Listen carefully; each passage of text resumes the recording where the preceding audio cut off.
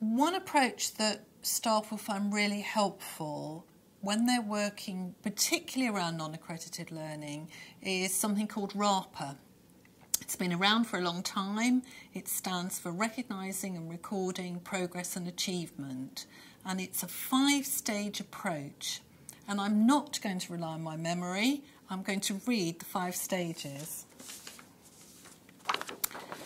They are aims appropriate to an individual learner or groups of learners, initial assessment to establish the learner's starting point, identification of appropriately challenging learning objectives, recognition and recording of progress and achievement during the programme, including feeding back to learners, and then end of programme self-assessment, a summative assessment and review of overall progress and achievement.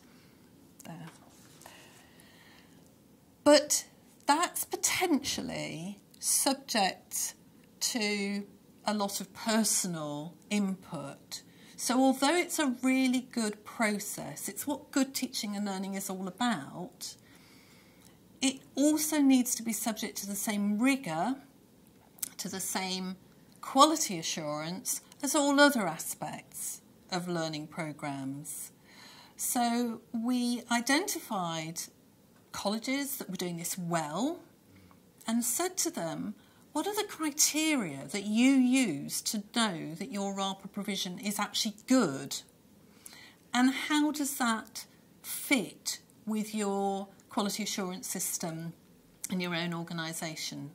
And as a result of that, we developed a set of standards, criteria, and the evidence that you would use to support that. And we've published that, and that's available on the Gateway. We then recruited 54 sector leaders and a variety of providers, adult and community learning, general FE, specialist providers, who wanted to test that out, to test out that process in their own organisation.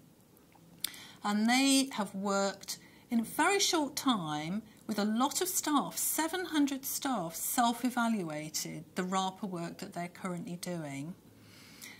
The sector leaders work together to produce resources, and they work together to test out the guidance and the criteria that we developed. And on the website now you'll find resources such as a quick guide to RARPA, an induction tool for new staff, an easy read option so that students can be part of the process and understand it, a template to make sure that there's a consistent approach across your organisation. So we believe that by using both the guidance, the criteria, by self-evaluating and by using the resources that are available, that potential subjectivity that's inherent in RARPA is actually subject to a much more rigorous process. So you can be absolutely sure that what you're doing with students is as challenging and will achieve the best outcomes possible for them. Quality assuring RARPA means it's just like any other learning programme. It's rigorous and robust.